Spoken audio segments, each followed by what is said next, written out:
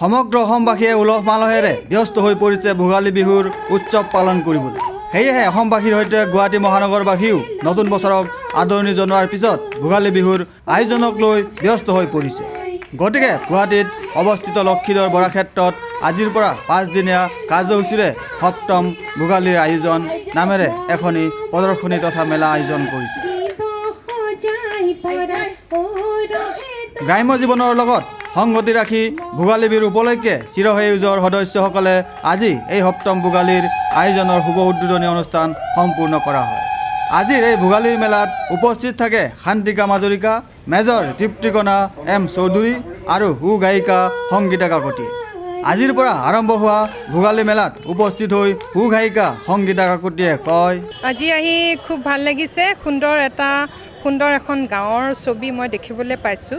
বিহুৰ সময়ত যেনেকৈ পিঠা পনা বনায় বা ঢেঁকীত চাউলৰ গুড়ি পিঠাগুড়ি খুন্দে আৰু মেজি দেখিছোঁ। ইয়াত আহি সুন্দৰ অসমীয়া পজাঘৰ দেখিছোঁ। পজাঘৰৰ ছালত যে কোমোৰা লাগি আছে, এই সুন্দৰ পৰিৱেশখিনি দেখি মই খুবেই নষ্টালজিক হৈ গৈছোঁ আৰু মোৰ একদম শৈশৱৰ দিনবোৰলৈ মনত পৰিছে। আৰু শৈশৱত মই ঢেঁকী দি খুব ভাল পাইছিলোঁ। ঢেঁকী দি থাকোঁতে মই এগৰাকীৰ আঙুলি খুন্দাও মোৰ মনত আছে।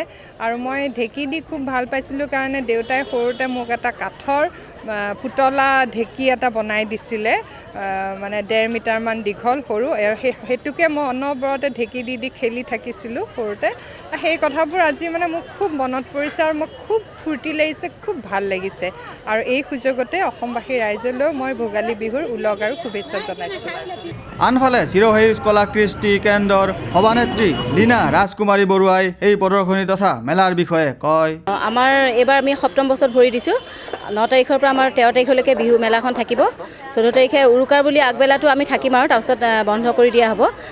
আমাৰ এইবাৰ বিশেষকৈ এথেনিক আহিছে আৰু আত্মসহায়ক গোট আমাৰ এইবাৰ 4টা আহিছে আৰু সকলোখিনি যিখিনি বিহুত দৰকাৰ গোটেই মানে সামগ্ৰীখিনি আমি ইয়াতে যোগাৰ কৰিছোঁ। Video' journalist Sushanta Das, Sentinel News, Guwahati.